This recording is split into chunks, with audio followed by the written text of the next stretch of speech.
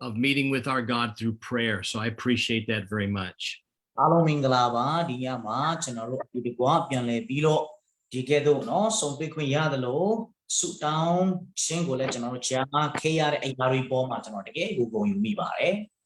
it's a pleasure to see some familiar faces and some good friends. So thank you for being here tonight. We do appreciate you coming and sharing the Word of God in fellowship together tonight.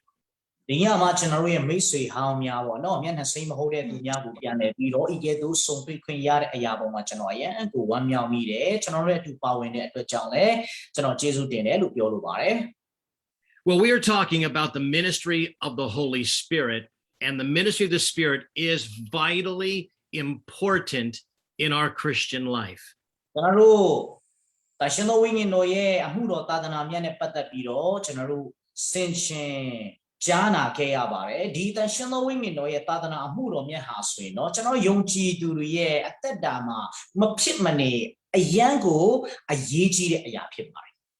There's no power for Christian living apart from living a spirit-filled life.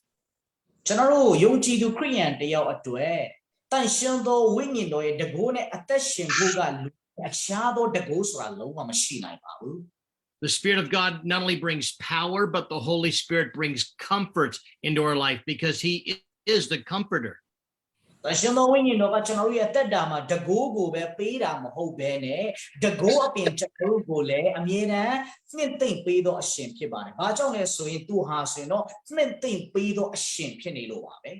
It is the Holy Spirit that makes Jesus Christ real to us and real to others.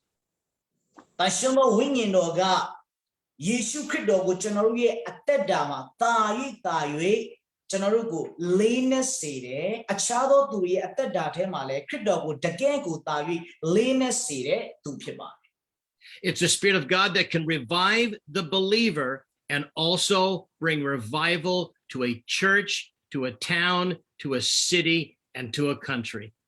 It's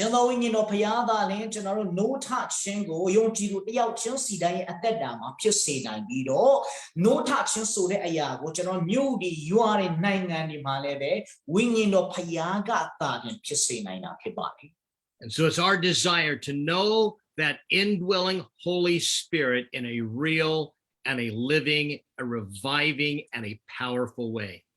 And so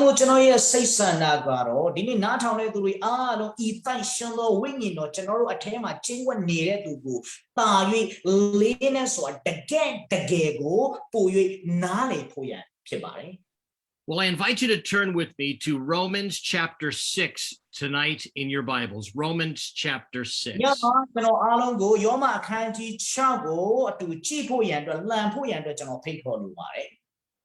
I heard the story of a man who did not have a lot of money, but he always wanted to take this man, although he didn't have a lot of money, he always wanted to take a cruise on a luxury cruise liner.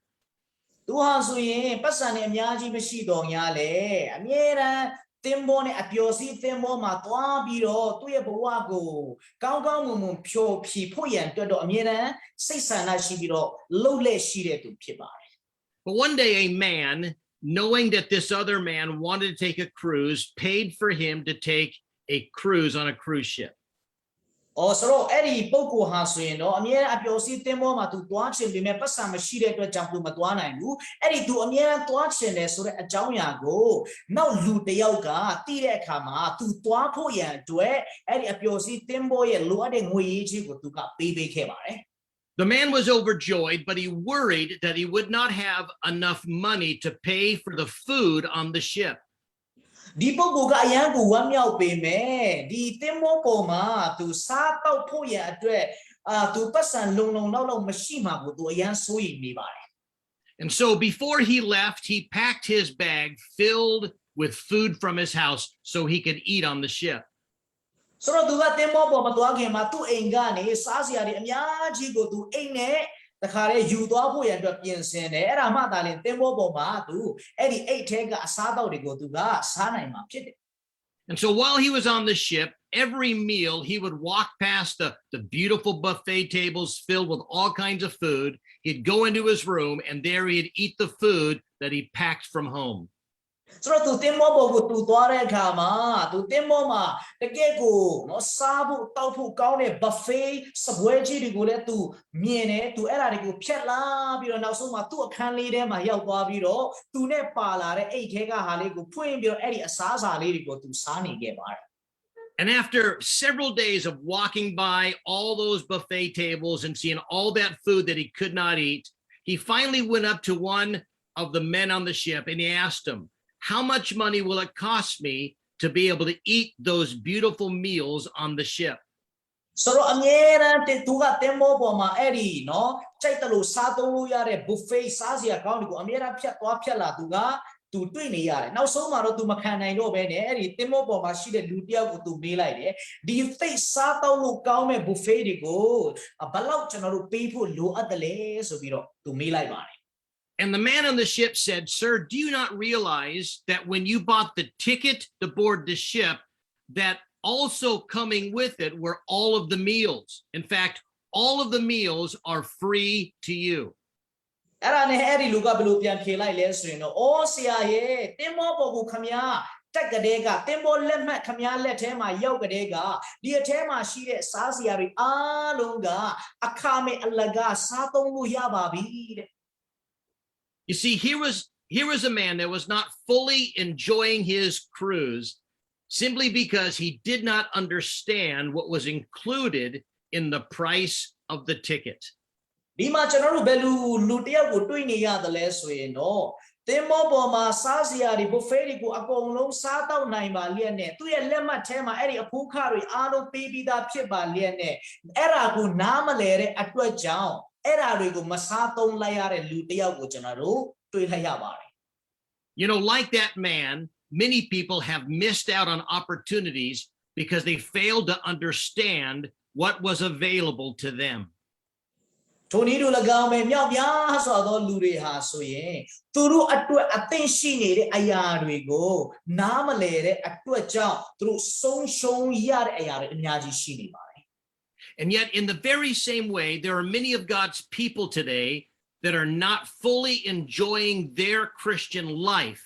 because they do not understand what Jesus Christ did for them on the cross. ဘုန်းကြီးတို့၎င်းပဲခရိယန်ယုံကြည်သူမြောက်များစွာဟာဆိုရင်လည်းပဲလက်ဝါးကားတိုင်းမှာခရစ်တော်လှုပ်ဆောင်ပေးခဲ့တဲ့အရာတွေသူတို့အထဲမှာဘာပါတယ်လဲဆိုတာကိုအကုန်လုံးနားမလည်တဲ့အတွက်ကြောင့်သူတို့အသက်ရှင်တင့်တယ်လို့သူတို့အသက်မရှင်ဘဲနဲ့ဆုံးရှုံးခြင်းနဲ့အသက်ရှင်ရတဲ့လူတွေအများကြီးရှိနေပါတယ် You see, 2,000 years ago, Jesus Christ won a decisive victory over sin and Satan on the cross. လွန်ခဲ့တဲ့နှစ်2000ကျော်ကယေရှုခရစ်တော်ကလက်ဝါးကားတိုင်းမှာအပြစ်တရားဆိုတဲ့အရာနဲ့ဒီစာတန်ဆိုတဲ့ယန္တူကြီးကိုသူကအနိုင်ယူခဲ့ပြီးပါပြီ And at the very moment of your salvation, the moment you placed your faith and trust in Jesus Christ, you were instantly forgiven of all of your sin. သင်ဟာဆိုတော့ကယ်တင်ခြင်းရတဲ့အချိန်မှာခရစ်တော်ပေါ်မှာသင်ရဲ့ယုံကြည်ခြင်းကိုသင်တခါတည်းနဲ့ထားလိုက်တဲ့အချိန်မှာသင်ရဲ့အပြစ်တွေအားလုံးဟာဆိုတော့ချက်ချင်းပဲဘုရားသခင်ကဖွင့်လွှတ်လိုက်ပါတယ် And at the same time, you were freed from the power of sin. ထိုနည်းတူ၎င်းပဲအဲ့ဒီအချိန်မှာပဲတခါတည်းသင်ဟာအဲ့ဒီဒုစရိုက်အပြစ်ရဲ့တကိုးကနေသင်ဟာလွတ်မြောက်သွားပါပြီ And then you were made a brand new creation in Christ Jesus, and the Spirit of God came to live inside of you. ထို့ပြင်သင်ဟာဆိုရင်တော့အသစ်သောလူတစ်ယောက်အဖြစ်တဲ့ဘုရားကဖန်ဆင်းပြီးတော့သင်အထဲမှာလည်းပဲတန်ရှင်းသောဝိညာဉ်တော်ဟာဆိုရင်တော့လာရောက်ခြင်းဝတ်နေထိုင်နေတာဖြစ်ပါတယ် And the Holy Spirit lives within you to enable you to live within the victory that Jesus Christ won for you on the cross. တန်ရှင်းသောဝိညာဉ်တော်ကသင်ရဲ့အထဲမှာဘာကြောင့်နေထိုင်ရတယ်လဲဆိုရင်တော့ယေရှုခရစ်တော်ရဲ့လက်ဝါးကားတိုင်းမှာအနိုင်ယူခဲ့တဲ့အနိုင်ယူသောအသက်တာအောင်နိုင်သောအသက်တာကိုသင်ရဲ့ဘဝမှာသင်ရဲ့အသက်တာမှာသင်အသက်ရှင်နိုင်အောင်မဆဖို့ရန်ဖြစ်ပါတယ် And yet, sadly, there are many of God's people today that, although having been freed from the penalty and the power of sin, they're not living within that freedom. ဝန်နေစရာအမတန်ကောင်းတာကယနေ့မှာမြောက်များစွာသောယုံကြည်သူတွေကယုံကြည်သူဖြစ်သည့်အလျောက်အပြည့်ရဲ့အခကနေလွတ်မြောက်ပြီးအပြည့်ရဲ့တကူကနေလည်းသူတို့ကလွတ်မြောက်တော်ညာလေလွတ်မြောက်တဲ့ပုံသဏ္ဍာန်နဲ့အသက်မရှင်တဲ့သူတွေအယံကိုများနေပါသေးတယ် Instead of living in victory and enjoying their freedom, they live in bondage and experience regular defeat. အောင်နိုင်သောအသက်တာနဲ့အသက်ရှင်ပြီးတော့ဝမ်းမြောက်နေမယ့်အစားသူတို့ဟာရှုံးနေသောအပြည့်ရဲ့ကျွန်အောက်မှာဆက်လက်ပြီးတော့အသက်ရှင်ပြီးတော့သူတို့ရဲ့ခရစ်ယာန်အသက်တာကိုရှုံးနေခြင်းနဲ့ပဲရှင်သန်တဲ့သူတွေရှိနေပါတယ် Which brings us to the question, why? Why is it like that for so many of God's people? အဲ့ဒီအရာကကျွန်တော်တို့ကိုမေးခွန်းကြီးတစ်ခုမေးစေတယ်။ဘာဖြစ်လို့မြောက်များစွာသောခရစ်ယာန်တွေရဲ့အသက်တာမှာအဲ့ဒီလိုဖြစ်ရတာလဲ If Jesus conquered sin on the cross, then why do I so often sin? ခရစ်တော်ကလေဝါကားတိုင်းမှာအပြစ်ကိုအောင်နိုင်ခဲ့ပြီးပြီဖြစ်တယ်ဆိုရင်ဒီနေ့မှာကျွန်တော်ကဘာဖြစ်လို့အဲ့ဒီအပြစ်ကိုကျွန်တော်ခဏခဏပြန်လုပ်မိတာလဲဆိုတဲ့မေးခွန်းပေါ့ If Jesus has set us free, then why do we still live in bondage? ခရစ်တော်ကကျွန်တော်တို့ကိုအပြစ်တကူကနေလွတ်မြောက်စေပြီးပြီဒါပေမဲ့ဘာဖြစ်လို့ကျွန်တော်တို့ကအပြစ်ရဲ့ကျွန်အောက်မှာဆက်လက်ပြီးတော့အသက်ရှင်နေရသေးတာလဲ Why is it that in our walk with God, we take 2 steps forward and we wind up taking 3 steps back? ဘာဖြစ်လို့ကျွန်တော်တို့အမှုတော်မြတ်မှာအရှိကိုခြေလမ်း2လမ်းကျွန်တော်တို့အရှိတိုးပေမဲ့အနောက်ကို3လမ်းပြန်ပြီးတော့နောက်ဆုတ်တဲ့ပုံစံနဲ့ကျွန်တော်တို့ကခရစ်ယာန်အသက်တာကိုအသက်ရှင်နေရတာလေ Why do we do the things that we do not want to do? ဘာကြောင့်မလို့ကျွန်တော်တို့မလုပ်ချင်တဲ့အရာတွေကိုကျွန်တော်တို့ကအချိန်ချင်းလုပ်နေရတာလေ The answer is because many, if not most believers, do not fully understand what Jesus Christ did for them on the cross. အဖြေကတော့မြောက်များစွာသောယုံကြည်သူခရစ်ယာန်တွေကလေဝါကားတိုင်းမှာခရစ်တော်သူတို့အတွက်လှုပ်ဆောင်ပေးခဲ့တဲ့အရာကိုအကုန်အစင်နားမလဲတဲ့အတွက်ကြောင့်ပါပဲ As a result, we live far below our God-given potential, and we miss out on much of what God has for us. အဲ့ဒီလိုရလကဘာဖြစ်တယ်လဲဆိုတော့ဘုရားသခင်ကကျွန်တော်တို့ကိုအသက်ရှင်စေလိုတဲ့အဆင့်ကိုကျွန်တော်တို့က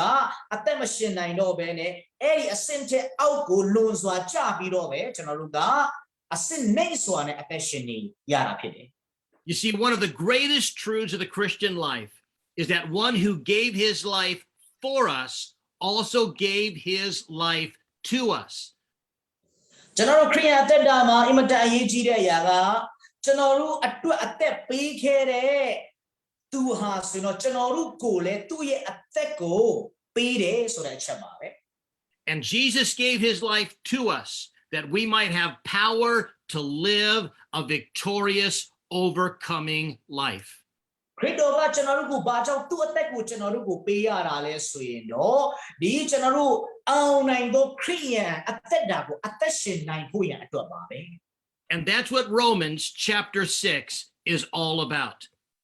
ယောမခန်းကြီး6ထဲမှာတွေ့ရတဲ့အရာတွေအားလုံးကထိုအကြောင်းအရာတွေပါပဲ For in this passage, Paul, writing under the inspiration of the Holy Spirit, tells us how we can live a victorious,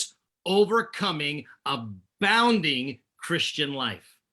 ဒီအခန်းကြီး6ထဲမှာရှင်ဘောလူကတန်ရှင်သောဝိညာဉ်တော်ရဲ့လမ်းပြမဆခြင်းအဖြစ်ယုံကြည်သူခရစ်ယာန်တွေဟာဆိုရင်တော့အောင်နိုင်သောခရစ်ယာန်အသက်တာဂျေဇုတော်နဲ့ပြည့်စုံသောအသက်တာကိုကျွန်တော်တို့ဘယ်လိုအားဖြင့်အသက်ရှင်နိုင်မလဲဆိုတဲ့အကြောင်းအရာကိုသူကဒီမှာရှင်းရှင်းလင်းလင်းရေးထားပါတယ် And so if we're going to live that victorious Christian life, there are some things that we need to know.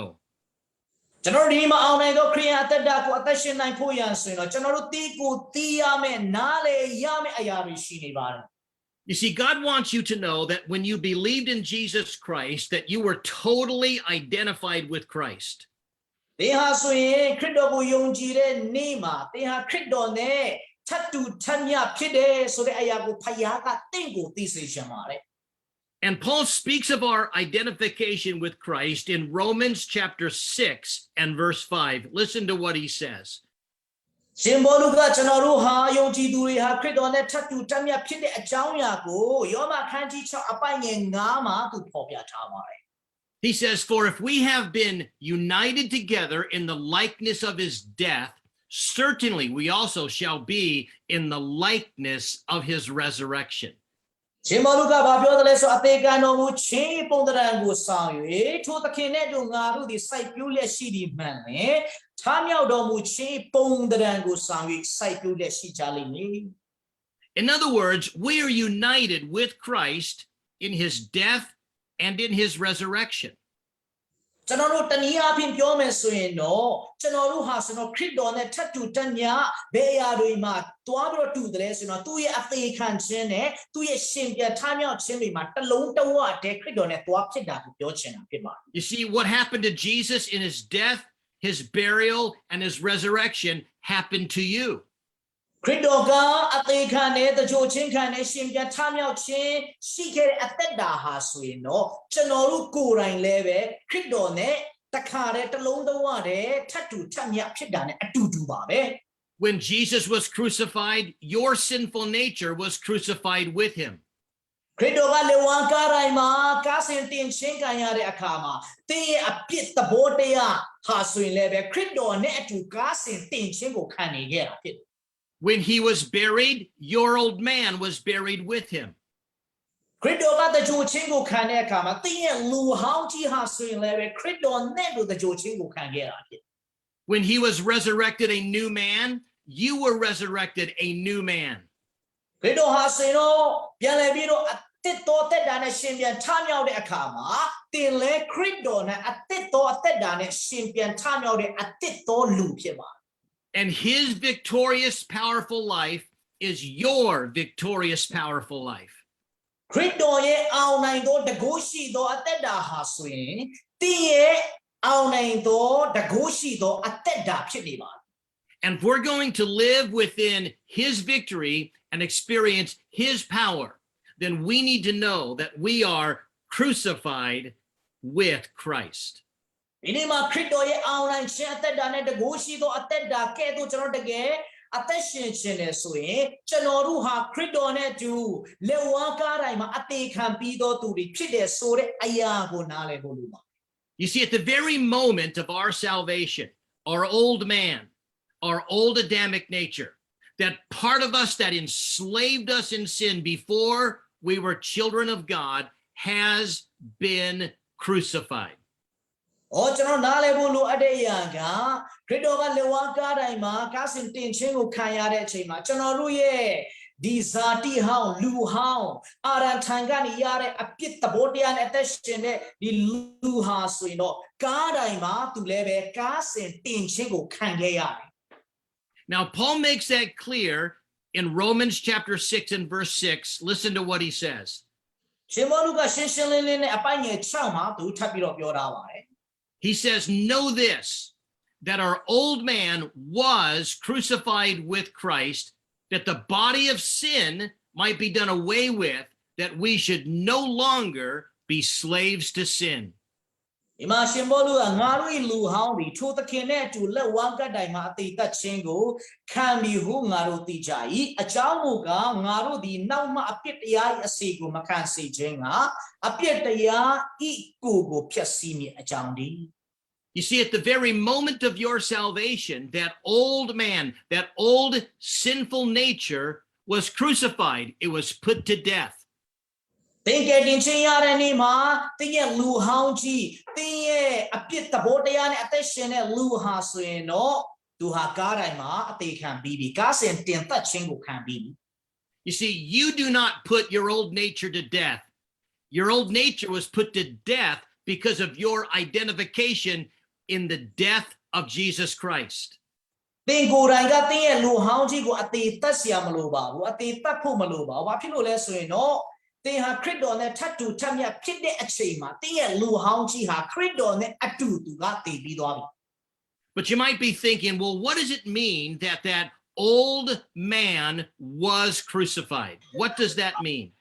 ဒါပေမဲ့ကျွန်တော်တို့စဉ်းစားစရာရှိပါတယ်မိခွန်းတွေထုတ်ကြမှာပါဒါဆိုရင်တော့ဒီလူဟောင်းကြီးကသေပြီလူဟောင်းကြီးဟာကားစင်တင်သက်ခြင်းကိုခံပြီးဆိုတဲ့အဓိပ္ပာယ်ကဘာဖြစ်တယ်လဲဘာများလဲ Well, it simply means that sin lost its power and its control in your life. အယိုးရှင်းဆုံးအဓိပ္ပာယ်ကတော့အပြစ်တရားဟာဆိုရင်တော့တင့်ကိုထိန်းချုပ်ဖို့ရန်အတွက်သူ့ရဲ့အစွမ်းတကူတွေမရှိတော့ပါဘူးဆိုတာပါပဲ It means that sin lost its authority in your life. ဒီအပြင်အပြစ်တရားဟာဆိုတော့တင်းရဲ့အပေါ်မှာသူ့ရဲ့အုပ်ချုပ်နိုင်မှုအာဏာသူဆုံးရှုံးသွားပြီမရှိတော့ဘူးဆိုတဲ့အရာကိုပြောချင်တာဖြစ်တယ် Listen to what Paul said in Romans chapter 6, verse 1 and 2. ရှင်ပေါလုကအပိုင်းရဲ့တင်းတဲ့နေ့မှာသူပြောတဲ့အရာလေးကိုကျွန်တော်တို့ကြည့်ကြပါစို့ He says, what shall we say then? Shall we continue in sin that grace may abound? He says, certainly not. How shall we who have died to sin live any longer in it? ထို့သူမှန်လေအဘယ်သူပြောရမနည်းတဲ့ယေရှုတော်ပွားများစေခြင်းဟာအပြစ်တရားကိုကြည်၍နေရမည်လို့ထို့သူမနေရအပြစ်တရားမှာစုတည်သောသူတို့သည်ထိုတရား၌အဘယ်သူရှင်ရအောင်မနည်း And then he goes on in verse 7 of Romans 6 and he says, for we who have died, that's our identification with Christ, we have been freed from sin. အဲ့ဒါနဲ့အပိုင်းရဲ့ခိုးမှာရှင်ပေါလုကထပ်ပြီးတော့ပြောထားတယ်သေတော်သူသည်အပြစ်တရားဤလက်မှလွတ်မြောက်လျက်ရှိတနည်းအားဖြင့်သေတော်သူဆိုတာခရစ်တော်နဲ့ထပ်တူချမ်းမြေ့ဖြစ်တဲ့နေ့မှာကျွန်တော်တို့ရဲ့လူဟောင်းကြီးသေတာကိုပြောတာဖြစ်တယ် It means that sin's power has been broken in your life. တနည်းအားဖြင့်ပြောမယ်ဆိုရင်တော့သင်ရဲ့အသက်တာမှာအပြစ်တရားရဲ့တကူစွမ်းအားကြီးကပျက်စီးသွားပါပြီ It means that your body is no longer the servant of sin. အဓိပ္ပာယ်ကတော့သင်ရဲ့ဒီခန္ဓာကိုယ်ဟာဆိုရင်တော့အပြစ်တရားရဲ့ကျွန်လုံးဝမဟုတ်တော့ပါဘူး It means that sin is no longer your master and you are no longer its slave. အဓိပ္ပာယ်ကတော့အပြစ်တရားဟာသင်ရဲ့တခင်မဟုတ်တော့သလိုသင်ဟာလည်းပဲအပြစ်တရားရဲ့ကျွန်မဟုတ်တော့ပါဘူး It means when sin comes knocking upon the door of your life, you do not have to open that door and let sin in.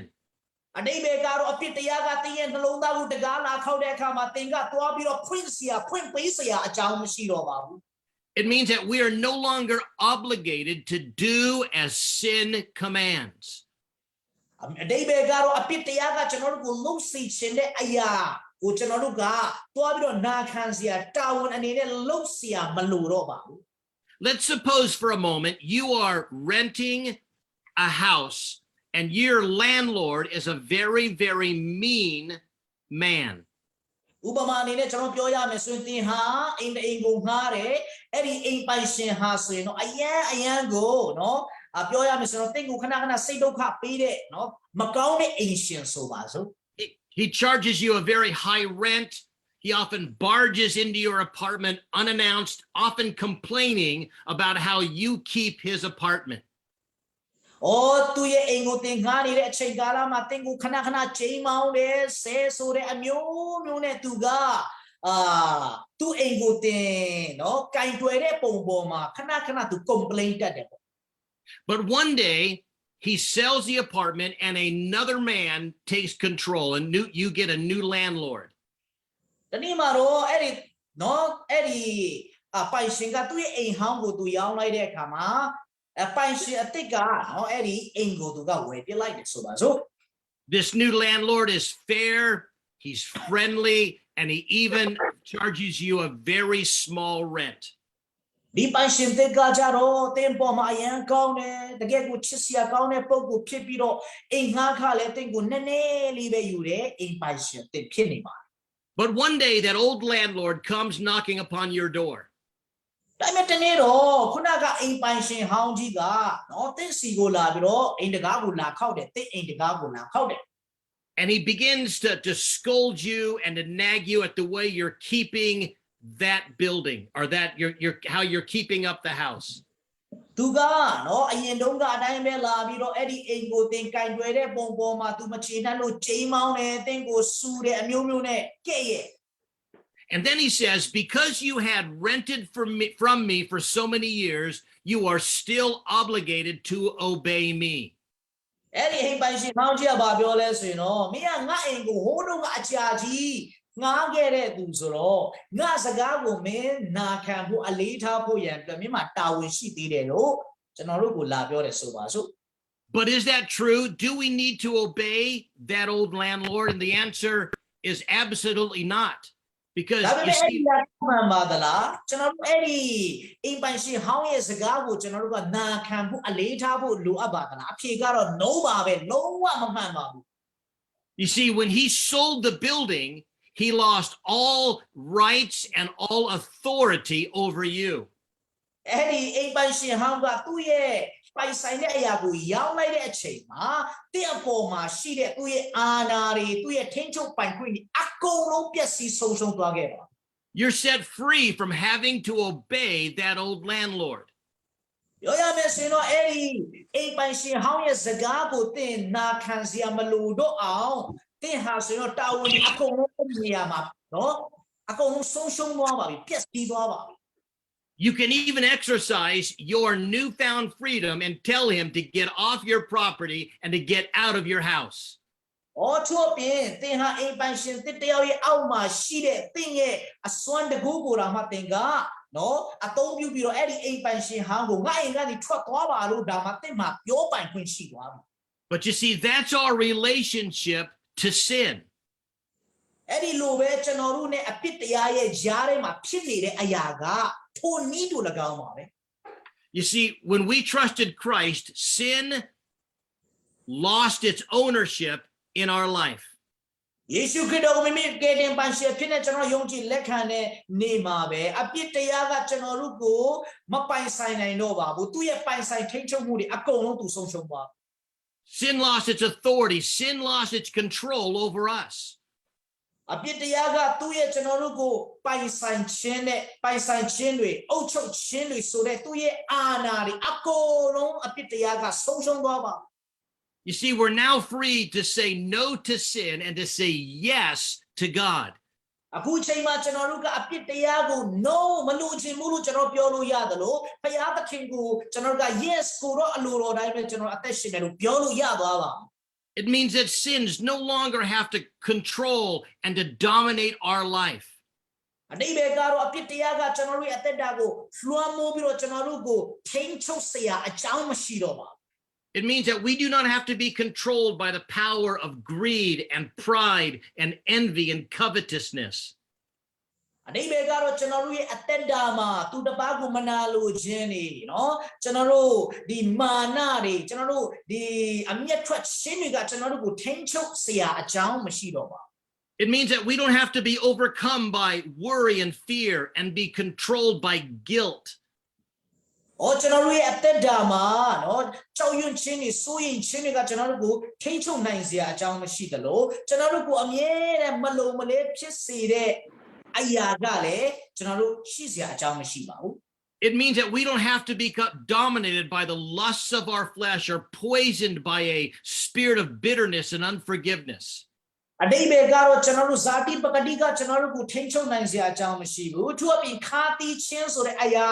ခါတီးချင်းဆိုတဲ့အစိတ်ကြီးကကျွန်တော်တို့ရဲ့အသက်တာကိုလွှမ်းမိုးစရာလည်းမရှိဘူး You see, when you trusted Christ, you were identified with Christ in his death. And that old man died and lost its power and control and authority over your life. You have been set free to serve God. တရားခရစ်တော်ကိုယုံကြည်တဲ့နေ့မှာတရားသက်တာကခရစ်တော်နဲ့တူထပ်တူထမျှတရားလူဟောင်းကြီးကတကြိုချင်းကိုခံပြီးပြီသင်ရှင်ပြန်ထမြောက်တဲ့အချိန်မှာအဲ့ဒီလူဟောင်းကြီးကသင်အပေါ်မှာဘာမှအာဏာမရှိတော့ဘူးသင်ကိုထိန်းချုပ်နိုင်စရာအကြောင်းမရှိတော့ဘူးသင်ဟာခရစ်တော်အနိုင်ယူတဲ့အတိုင်းခရစ်တော်ကဲ့သို့အသစ်တော်သက်တာရှိတော်သူဖြစ်ပါမယ် You see, if your life is controlled by sin, if you're overcome by worry and fear, it's because you made a choice to do so, not because you have to. သင်ရဲ့သက်တာမှာအပြစ်တရားကထိန်းချုပ်နေသေးတယ်သင်ရဲ့သက်တာမှာကြောက်ရွံ့ခြင်းနဲ့စိုးရိမ်ခြင်းတွေနဲ့ပြည့်နှက်နေသေးတယ်ဆိုရင်တော့သင်ကိုယ်တိုင်ကအဲ့ဒီလိုဖြစ်ဖို့ရန်အတွက်တကယ်တော့ရွေးချယ်လို့ပဲဖြစ်ပါတယ်တကယ်တော့အဲ့ဒါတွေကိုသင်မရွေးချယ်ရင်လည်းရပါတယ်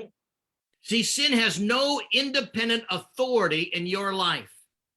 အပြစ်တရားကသင်ရဲ့သက်တာမှာသူ့ဟာနဲ့သူလာပြီးတော့အုပ်ချုပ်နိုင်တဲ့အစွမ်းတကူသူ့မှာလုံးဝမရှိတော့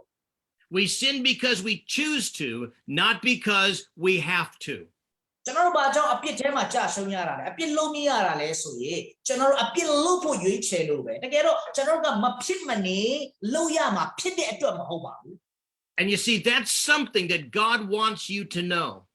အဲ့ဒီအရာကိုဘုရားသခင်ကဒီနေ့မှာသင်ကိုသိစေချင်တာဖြစ်တယ် God wants you to know that you have been crucified with Christ. ဘုရားသခင်ကသင်ကိုဒီနေ့မှာသင်ဟာခရစ်တော်နဲ့အတူလက်ဝါးကားတိုင်းမှာအသေးခံပြီးပြီဆိုတာကိုသိစေချင်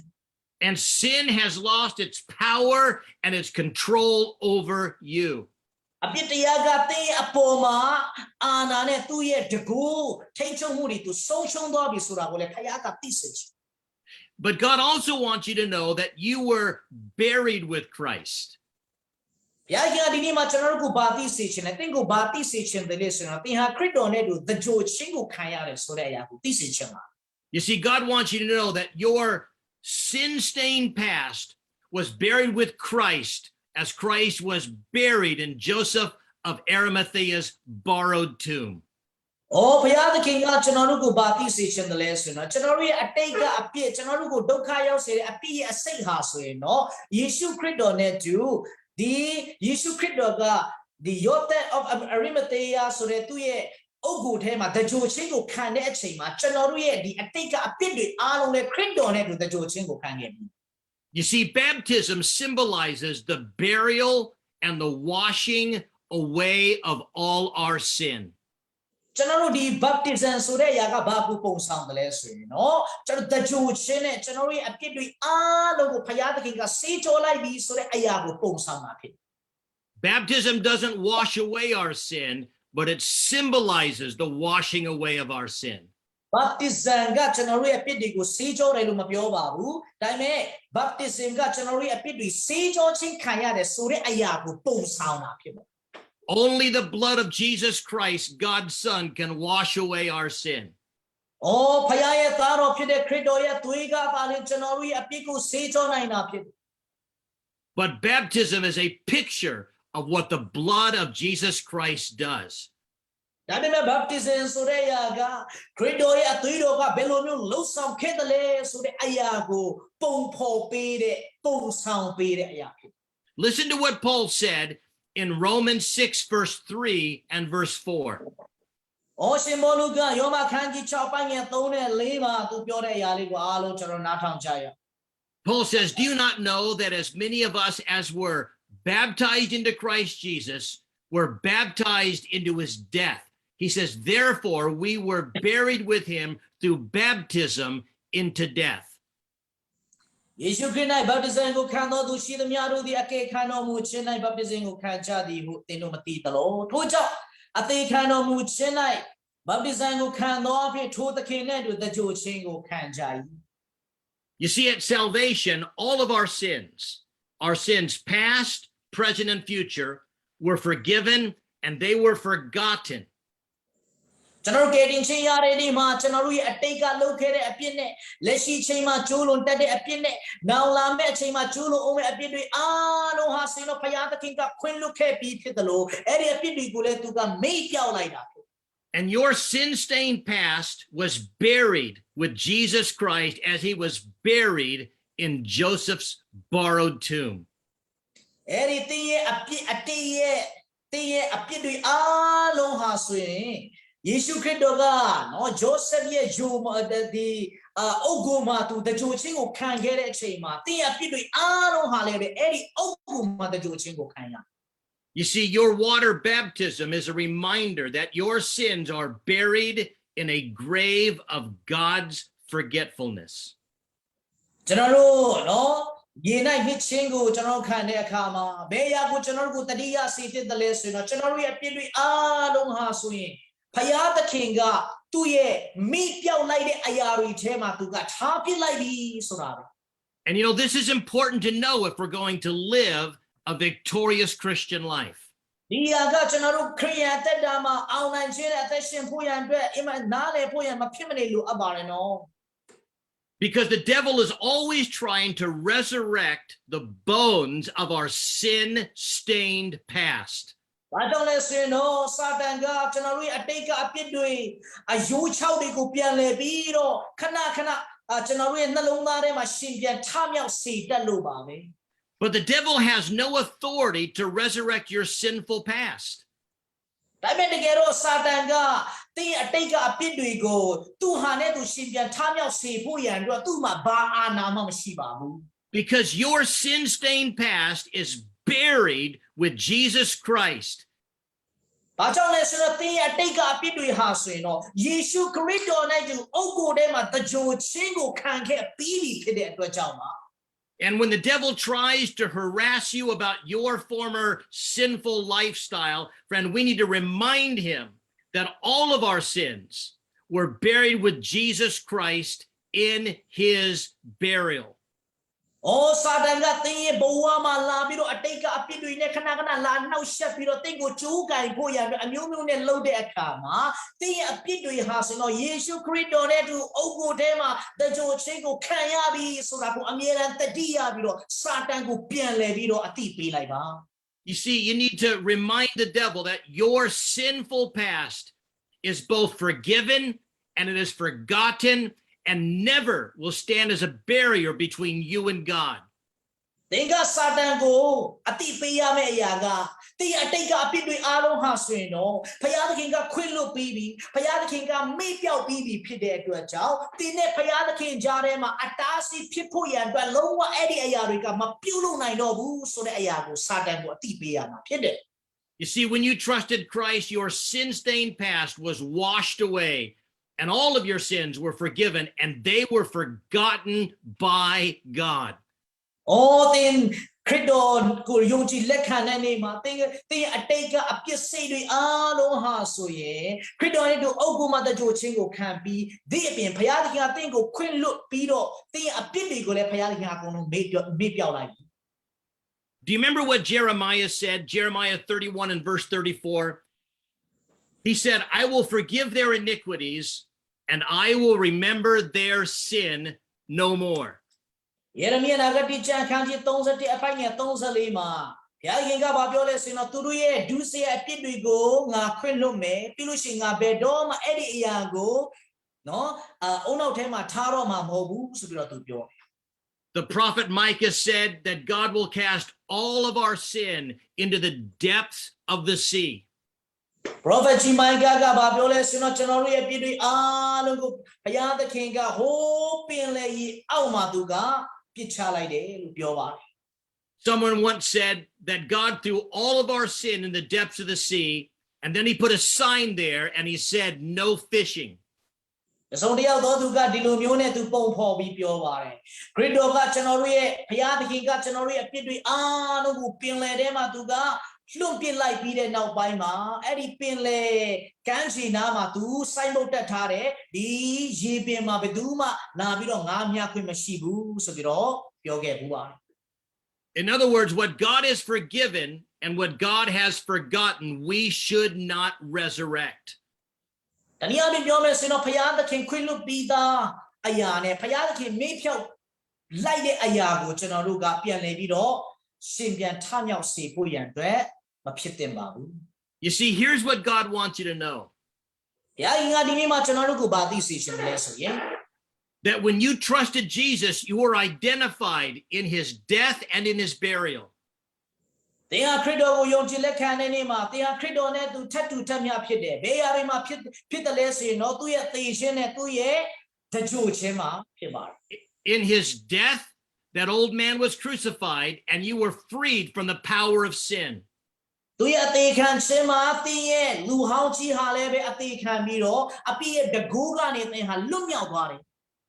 And in his burial, your sin-stained past was buried, forgiven, and forgotten by God.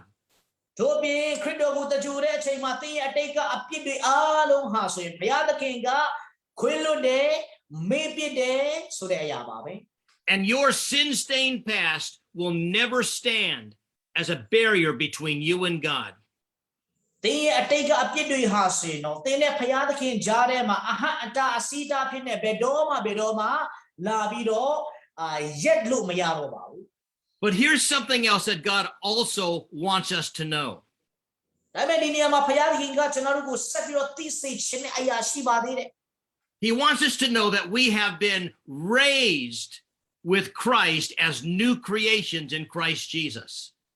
ကျွန်တော်တို့ဟာဆိုရင်တော့ခရစ်တော်နဲ့တူအသစ်တော်အသက်တာနဲ့ဘုရားသခင်ကပြန်လဲရှင်ပြန်ထမြောက်စေတော်သူတွေဖြစ်နေတယ်ဆိုတာကိုသိစေခြင်းဖြစ်ပါတယ် Listen to what Paul said in verse 4 and verse 5 of Romans chapter 6. ယောဘခန်းကြီး6အပိုင်းငယ်4နဲ့အပိုင်းငယ်5မှာရှင်ပေါလုပြောတဲ့ဟာလေးကိုကြည့်ကြပါဦး He said, just as Christ was raised from the dead by the glory of the Father,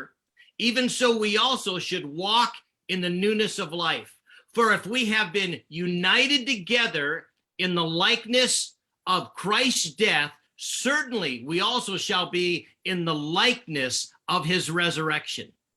အသေးခံတော်မူခြင်း၌ဗတ္တိဇံကိုခံသောအပြင်တို့သခင်နဲ့တို့တကြိုခြင်းကိုခံကြအကြောင်းမူကားခရစ်တော်သည်ခမဲတော်၏ဘုန်းတကူအပြင်သေခြင်းမှထမြောက်တော်မူသည်တို့ငါတို့သည်လည်းအသက်တော်အသက်၌ခြင်းလဲရကြသည်တနည်းကအသေးခံတော်မူခြင်းပုံသဏ္ဍာန်ကိုဆောင်၍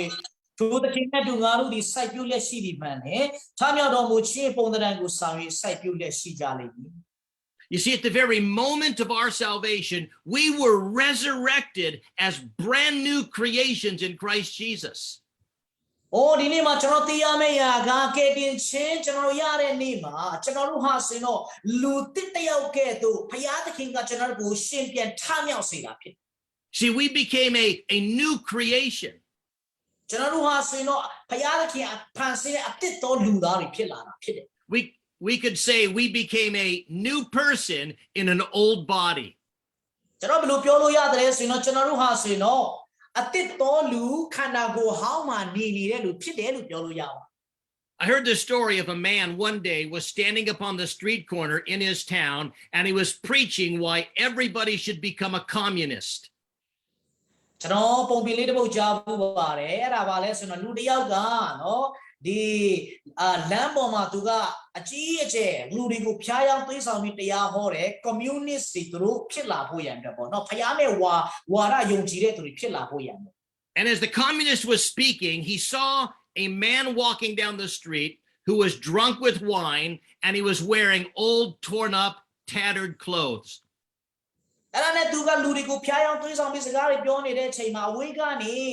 လူတယောက်အင်ကြီးစုပ်ပြတ်တန်းကြီးနဲ့နော်အရက်မူးပြီးလာနေတာကိုသူလှမ်းတွေ့တယ် And the communist speaker looked at that man and he said, I'll tell you what communism can do. Communism can put a brand new suit on that man. အဲ့ဒါနဲ့သူကလူတွေကိုဘယ်လိုပြောလဲဆိုရင်တော့အဲ့ဒီလူကိုကြည့်ပါ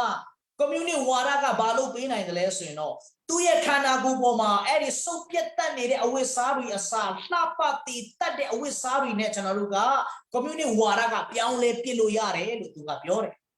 But there was a Christian in the crowd and the Christian said, yes, that may be true, but Jesus Christ can put a new man in that old suit. အဲ့ဒီအထက်မှာယုံကြည်သူတယောက်ခရစ်ယာန်တယောက်ကထားလာပြီးတော့ဗာပြောလဲဆိုတော့အဲ့ဒီ communist ဝါဒကင်ဆောင်ပြီးတော့ဖျားယောင်းနေတဲ့ပုံကူကိုခမည်းပြောတာမှန်ကောင်းမှန်နိုင်တယ်တဲ့ဒါပေမဲ့ယေရှုခရစ်တော်ကတော့အဲ့ဒီအယက်မူသမားရဲ့အသက်တာမှာအဲ့ဒီအဝတ်ဟောင်းကြီးထဲမှာအသစ်တော်လူအဖြစ်နဲ့သူ့ကိုပြောင်းလဲစေနိုင်တယ်လို့သူကပြောလိုက် And that's exactly what salvation does. You see, it places a new man in an old body. တကယ်တော့ကယ်တင်ခြင်းရဲ့သဘောတရားကလည်းအဲ့ဒါပါပဲကျွန်တော်တို့ရဲ့ဒီခန္ဓာကိုယ်ဟောင်းမှာကျွန်တော်တို့ကိုအသစ်တော်လူအဖြစ်နဲ့ပြောင်းလဲစေ And you know, as a new man, we have a new standing before God. ကျွန်တော်တို့ကလူသစ်ဖြစ်တဲ့အလျောက်ဘုရားသခင်ရှိမှကျွန်တော်တို့ရဲ့ယက်တည်တဲ့အရာကအသစ်တော်ယက်တည်ခြင်းရှိသွားပါ And we have a new strength from God. ကျွန်တော်တို့ဟာဘုရားသခင်ထံကနေအသစ်တော်ခွန်အားရှိသွားပါ That we might begin living and serving God in a brand new way. ကျွန်တော်တို့ဘုရားသခင်ကိုအသစ်တော်ပုံသဏ္ဍာန်နဲ့အသစ်တော်ခြေလှမ်းလမ်းခြင်းအသက်တာတဲ့အခုချိန်မှာတော့ကျွန်တော်တို့ကဘုရားရဲ့အမှုတော်မြတ်ကိုထမ်းဆောင်လို့ရတယ် You see, we've been identified in his resurrection. ဘာဖြစ်လို့လဲဆိုတော့ခရစ်တော်ရဲ့ရှင်ပြန်ထမြောက်ခြင်းမှာကျွန်တော်တို့ဟာခရစ်တော်နဲ့ထပ်တူထပ်မျှဖြစ်နေလို့ပါ We've been raised as a new creation in Christ. ကျွန်တော်တို့ဟာဆိုတော့ခရစ်တော်နဲ့အသစ်တော်လူအဖြစ်နဲ့ဘုရားသခင်ကရှင်ပြန်ထမြောက်စေ And we've been inhabited by the Holy Spirit so we can begin living a new kind of life. ထို့ပြင်ကျွန်တော်တို့ကိုတန်ရှင်းသောဝိညာဉ်တော်ကကျင့်ဝတ်တယ်ထိုမှသာလျှင်ကျွန်တော်တို့ကအသစ်သောအသက်တာနဲ့ကျင့်လည်နိုင်မှာဖြစ်တယ်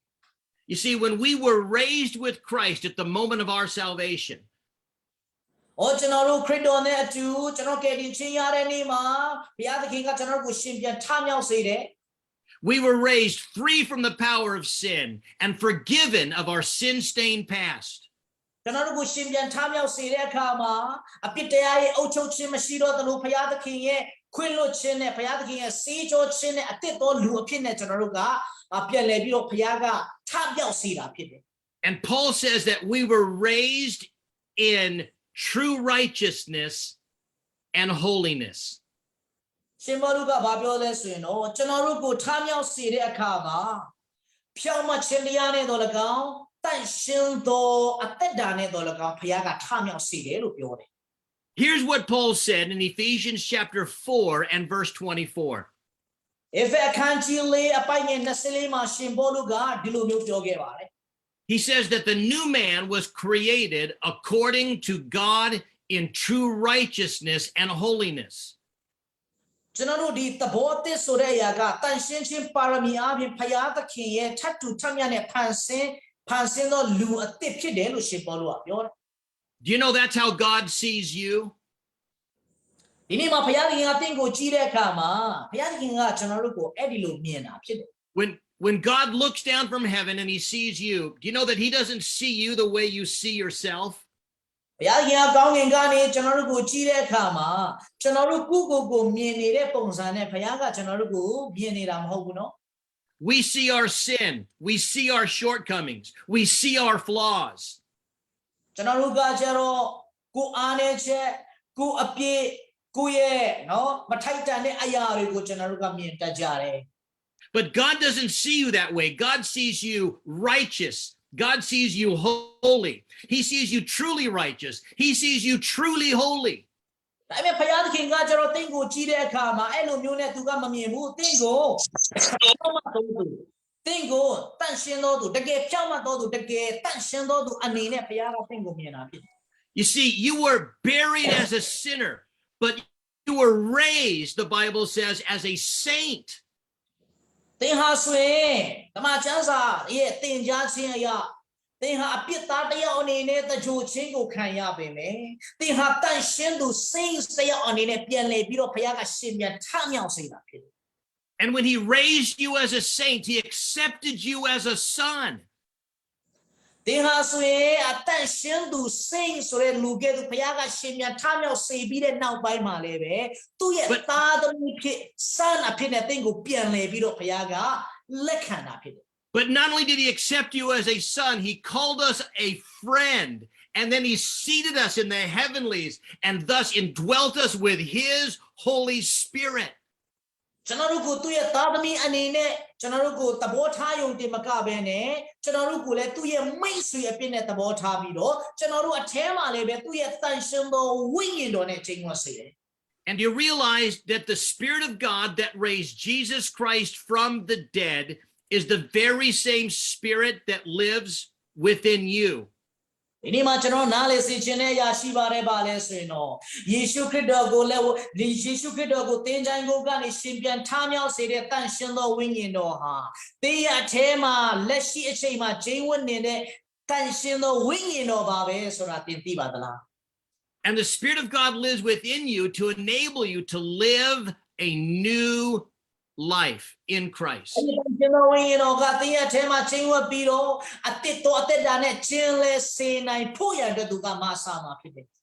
Hey, here's some good news for you. He who died for us also died as us.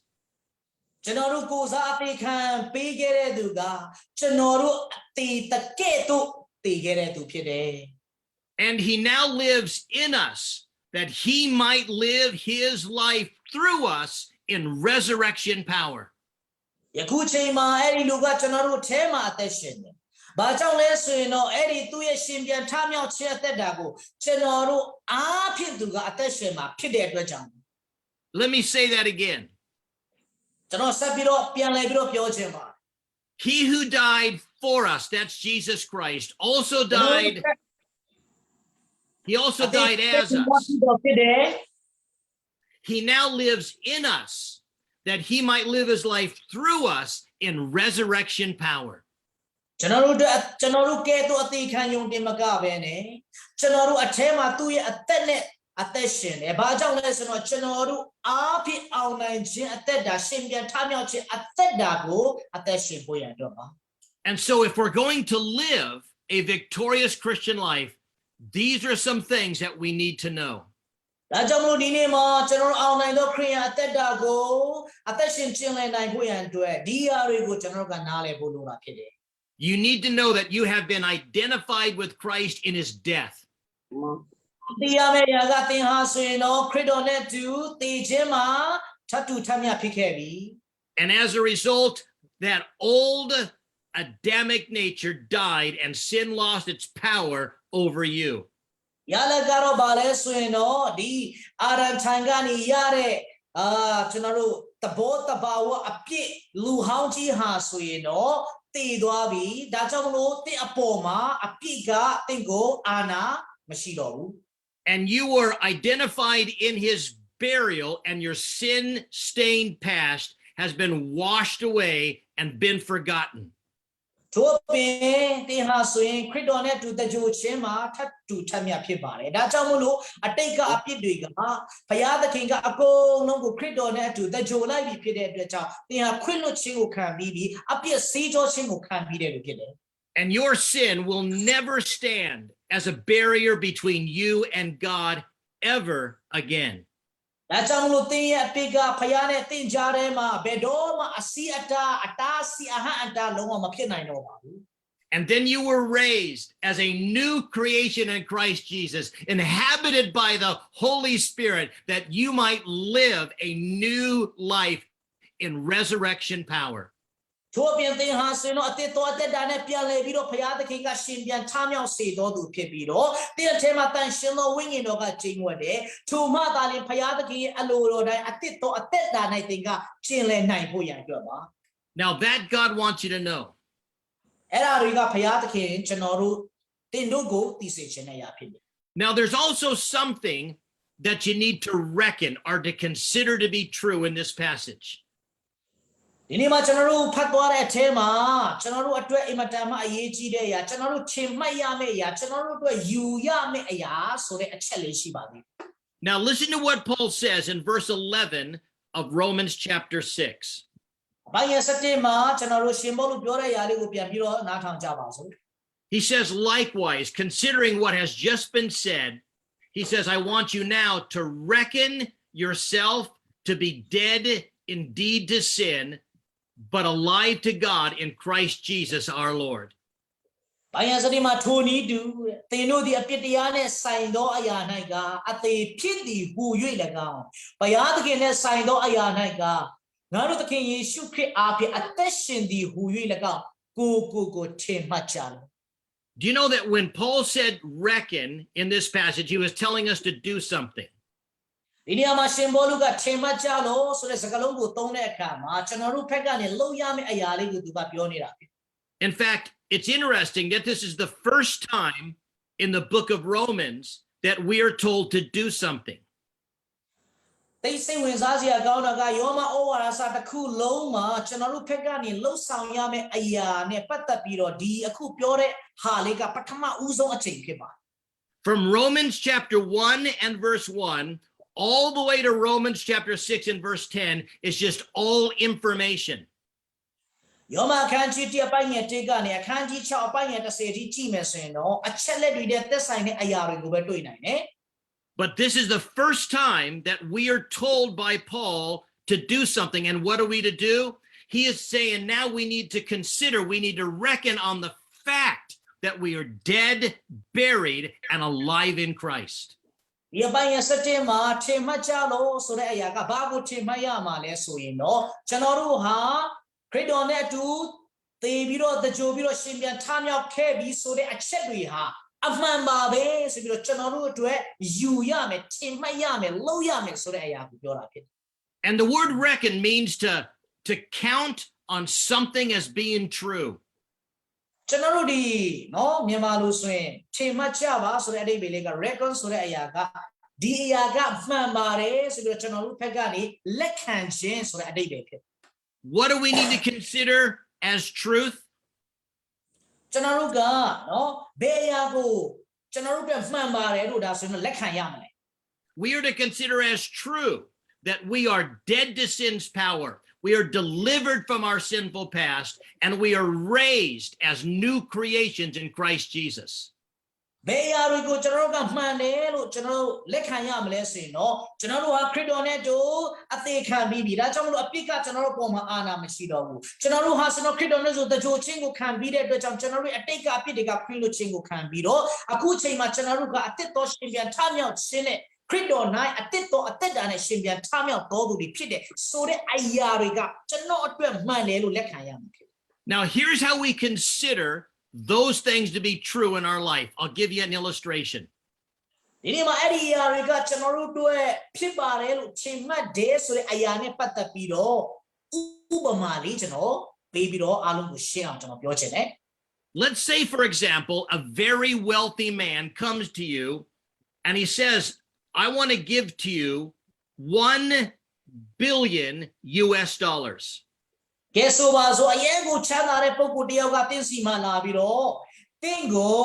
ငါနော် US dollar 1 billion ငါပေးမယ်လို့လာပြောတယ် So the man says, give me your bank account number and I will transfer into your account $1 billion US dollars. ဆိုတော့အဲ့ဒီချမ်းသာတဲ့ပုဂ္ဂိုလ်ကြီးကကဲမင်းရဲ့ bank account ကိုငါ့ကိုပေးပါမင်းရဲ့ bank account နဲ့ number ငါ့ကိုပေးပါတင်းရဲ့ bank account ထဲမှာ US dollar 1 billion ကိုငါ transfer လုပ်ပေးမယ်ပို့ပေးမယ် So he calls you on the phone and he says, I just did it. I just transferred $1 billion into your bank account. အဲ့ဒါနဲ့တိတ်မကြဘူးတင်းကိုဖုန်းခေါ်တယ်ခုနလေးကပဲငါ1 billion dollar ကိုတင်းရဲ့ bank account ထဲမှာငါပို့လိုက်ပြီလို့တင်းကိုပြောတယ် What would be the first thing that you would do?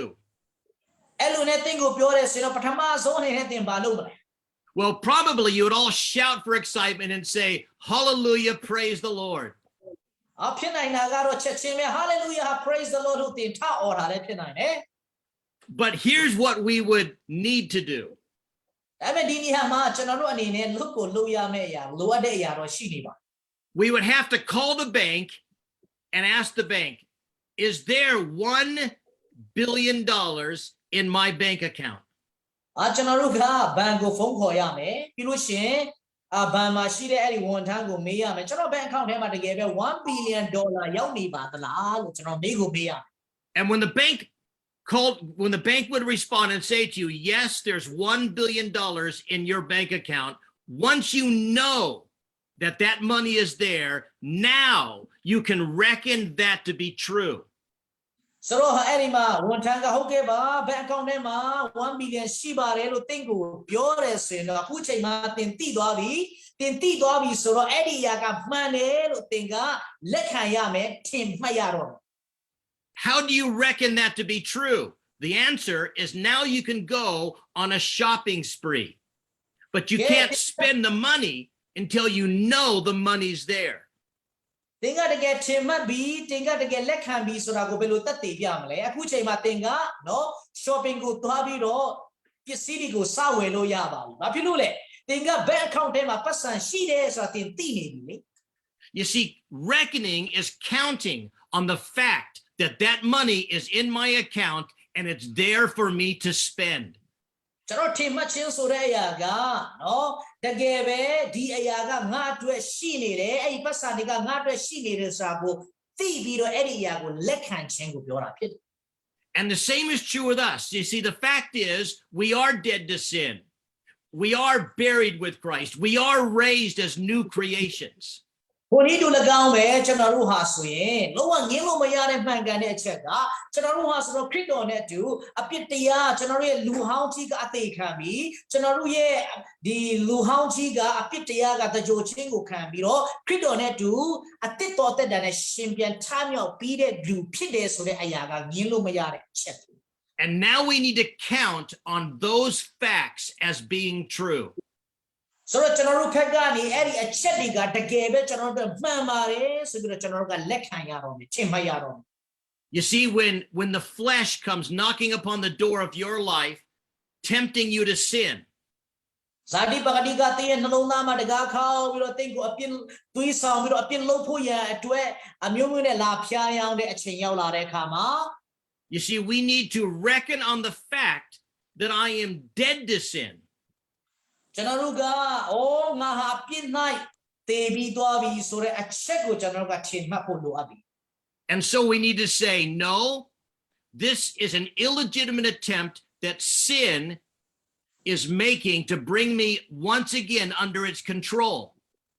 အဲ့ဒီအချိန်မှာကျွန်တော်တို့ကမဖြစ်နိုင်ဘူးငါမလုပ်ဘူးဘာဖြစ်လို့လဲဆိုတော့ဒီအပြစ်တရားကြီးကငါ့ကိုမတရားနဲ့မညီပဲအပြစ်လုပ်ဖို့ငါ့ကိုလာပြီးတော့သွေးဆောင်နေတာဖြစ်ပါလားဆိုတာကိုကျွန်တော်တို့ပြောလို့ရပြီ So we reckon on the fact that we're dead to sin and say, Holy Spirit, I'm dead to sin. Would you nail this temptation to the cross? ကျွန်တော်တို့ကဝိညာဉ်တော်ထံမှာဝိညာဉ်တော်ဖျားကျွန်တော်အထဲမှာချိန်ဝဲသောဝိညာဉ်တော်ဖျားကျွန်တော်ဟာအပြစ်၌တည်ပြီးသွားသောသူဖြစ်တယ်ဒါပေမဲ့ဒီအပြစ်တရားကကျွန်တော်ကိုလာဖျားယောင်းဖို့ကြိုးစားနေတယ်ကားတိုင်းမှာကျေးဇူးပြုပြီးတော့အဲ့ဒီအပြစ်တရားကိုကိုလိုရှင်ကားစင်တင်လိုက်ပါရိုက်ခတ်လိုက်ပါဆိုပြီးကျွန်တော်တို့ကပြောဖို့လိုတယ် And that's what the Holy Spirit does. And so we reckon upon that fact to be true. We depend upon the power of the indwelling Spirit that came from our resurrection with Christ, and he puts sin to death on a daily basis in our life. တကယ်တော့အဲ့ဒီအချက်ကငင်းလို့မရတဲ့မှန်ကန်တဲ့အရာဖြစ်တဲ့လျောက်ကျွန်တော်တို့အထဲမှာချိန်ဝင်နေတဲ့တိုင်ရှင်သောဝိညာဉ်တော်ပေါ်မှာအဲ့ဒီလိုနဲ့ကျွန်တော်တို့ကမှီခိုပြီးတော့အသက်တော်အသက်တာနဲ့အသက်ရှင်ဖို့ရန်အတွက်သူ့ကိုအားကိုးလိုက်တဲ့အခါမှာအပြစ်မှာကျွန်တော်တည်ပြီးဆိုတဲ့အရာကိုကျွန်တော်တို့ကလက်ခံပြီးယူလိုက်တဲ့အခါမှာကျွန်တော်တို့ကအကောင်းဆုံးအသက်တော်အသက်တာကဲ့သို့အသက်ရှင်နိုင်မှာဖြစ်တယ် You see, when the devil reminds you of your sin-stained past, then you need to count upon the fact that you were buried with Christ and your sin-stained past is forgiven. စာတန်ကတင်းရဲ့အတိတ်ကအပြစ်အကြောင်းတွေကိုလာပြီးတော့အမျိုးမျိုးနဲ့နှောက်ယှက်တဲ့အခါမှာတင်းရဲ့အတိတ်ကအပြစ်တွေအားလုံးဟာဆင်းရဲတဲ့ကြိုချင်းကိုခံပြီးပြီဆိုတဲ့အရာကိုပြန်လည်ပြီးတော့သူ့ထံမှာပြောရမှာဖြစ်တယ် You see, when the Holy Spirit reveals to you a promise to claim or maybe a command to obey, တန်ရှင်သောဝိညာဉ်တော်ကတင်းရဲ့တက်တာမှာဂတိတော်တစ်ခုခုကိုပေါ့နော်တင်းကလက်ခံရမယ်ယူရမယ်အရာလားဒါမှမဟုတ်တင်းနာခံရမယ်အမိန့်တစ်ခုခုကိုလားတန်ရှင်သောဝိညာဉ်တော်ကနှလုံးသားထဲမှာတင့်ကိုပေါ်ပြလာပြီဆိုရင် then count upon the fact that you have power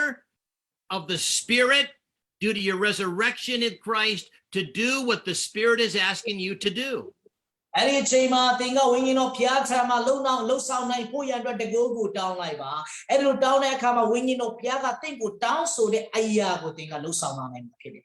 And say, yes, Lord, I have your power to do what you are asking me to do. So you have to reckon upon the fact to be true.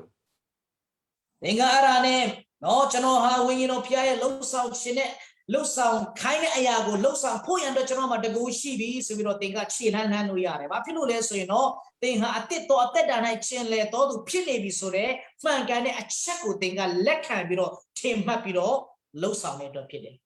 So that victorious life begins when we know that we're dead, buried, and resurrected. ဒါကြောင့်လို့ခရိယန်အောင်နိုင်သောခရိယန်အသက်တာဆိုတာဘယ်ကနေစသလဲဆိုရင်သိခြင်းတရားကနေလာတာဖြစ်တယ်ကျွန်တော်ဟာအသေးခံပြီးတကြိုချင်းကိုခံပြီးရှင်ပြန်ထမြောက်ခြင်းကိုခံတော်သူဖြစ်တယ်ဆိုတဲ့သိခြင်းဖြစ်ပါတယ် And we reckon on this to be true. တို့ပြအဲ့ဒီအရာဟာကျွန်တော်တို့အသက်တာမှာတကယ်မှန်ကန်စွာဖြစ်တဲ့အရာဆိုပြီးကျွန်တော်တို့ကထင်မှတ်ရမယ်လက်ခံ And then we must yield ourselves to the Spirit's control. တို့ပြကျွန်တော်တို့ကတန်ရှင်းသောဝိညာဉ်တော်ရဲ့ထိန်းချုပ်ခြင်းအရာပေါ်မှာကျွန်တော်တို့ကကိုစက္ကပ်ရမယ် Listen to what Paul said in Romans chapter 6, verse 12 and verse 13. အပိုင်းငယ်7နဲ့အပိုင်းငယ်73မှာရှင်ပေါလုပြောတဲ့အရာလေးကိုကျွန်တော်တို့ကြည့်ကြပါစို့ Paul said, do not let sin reign in your mortal body, that you should obey it in its lusts. He says, do not present your members as instruments of unrighteousness to sin. But he says, present yourselves to God as being alive from the dead, and your members as instruments of righteousness to God. သင်တို့၏အသေးတက်သောကိုယ်ခန္ဓာ၏တမန်ချက်လိုသို့လိုက်ရသည့်တိုင်အောင်ပြစ်တရားသည်ထိုကိုယ်ခန္ဓာ၌မဆိုးရစေနှင့်သင်တို့၏ကိုယ်ငါများကိုဒုစရိုက်လက်နက်ဖြစ်စေအပြစ်တရားမဆက်ချနှင့်သေခြင်းမှထမြောက်၍အသက်ရှင်သောသူကဲ့သို့ဖျားသခင်အားကိုဆက်ကြလော့ You see, it's only as we yield ourselves to God, and that's God the Holy Spirit, will we experience the power of God in our life. ကျွန်တော်တို့ရဲ့သက်တာမှာဖျားသခင်ကိုကျွန်တော်တို့ရဲ့ဘဝအသက်တာကိုစက္ကပ်လိုက်တဲ့အနံ့လိုက်တဲ့အချိန်မှာပဲဝိညာဉ်တော်ကိုကျွန်တော်ကပုံအပ်လိုက်တဲ့အချိန်မှာပဲဝိညာဉ်တော်ရဲ့တကူကိုကျွန်တော်ခံစားရမှာဖြစ်တယ် The yielded life is the empowered life. ကျွန်တော်တို့စက္ကပ်သောအသက်တာဟာဆိုရင်တော့တကူနဲ့ပြည့်ဝသောအသက်တာလို့ပြောလို့ရတယ် And only the Holy Spirit can empower you to reckon sin dead in your daily life. နေရစေနိုင်တဲ့တင်လိုအပ်တဲ့တကူနဲ့အသက်ရှင်နိုင်ဖို့ရတဲ့ဝိညာဉ်တော်ကသာတတ်နိုင် That's why Paul said, walk in the Spirit and you will not fulfill the lust of the flesh. ဒါကြောင့်မလို့ရှင်ဘောလူကဝိညာဉ်တော်နဲ့ရှောက်နှမ်းကြလို့ထိုမှသာလျှင်ဇာတိပကတိအလိုတို့တင်တို့လိုက်မှာမဟုတ်ဘူးလို့ပြောပါတယ် You see, when the flesh, the devil, and the world come knocking on the door of your life, enticing you to sin, တရားသက်တာမှာဇာတိပကတိပြီးလို့ရှင်စာတန်နဲ့ဒီလောကကြီးကလာပြီးတော့သင်ကိုအပြစ်လုပ်ဖို့ရဖျားယောင်းသွေးဆောင်တဲ့အခါမှာ or when the devil wants to resurrect your sin-stained past to hinder you in your present walk with God. ဒါမှမဟုတ်စာတန်ကသင်အတိတ်ကအပြစ်တွေကိုပြန်လည်ပြီးတော့ရှင်ပြန်ထမြောက်စေပြီးတော့သင်ဖျားနဲ့အတူရှောက်နှမ်းလို့မရအောင်လာပြီးတော့ရှန်တားဖို့လုပ်တဲ့အချိန်တွေသင်ကြုံတဲ့အခါမှာ Or when your flesh says you cannot do what God is asking you to do. ဒါမှမဟုတ်သင်ရဲ့ဇာတိပကတိကသင်ကိုဖျားသခင်လှုပ်စေခြင်းနဲ့ရာကိုသင်မလုပ်နိုင်ပါဘူးလို့လာပြောတဲ့အခါမှာ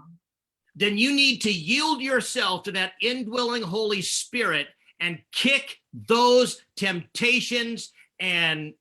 lies out of your mind. အဲ့ဒီအချိန်မှာသင်ကတန်ရှင်သောဝိညာဉ်တော်ကိုသင်အထဲမှာချိန်ဝတ်နေတဲ့ဝိညာဉ်တော်ပေါ်မှာကိုဆက်သပြီးတော့ပုံအပ်ပြီးတော့အဲ့ဒီအရာတွေကိုသင်ရဲ့အသက်တာကနေသင်နှင်ထုတ်လိုက်ပါ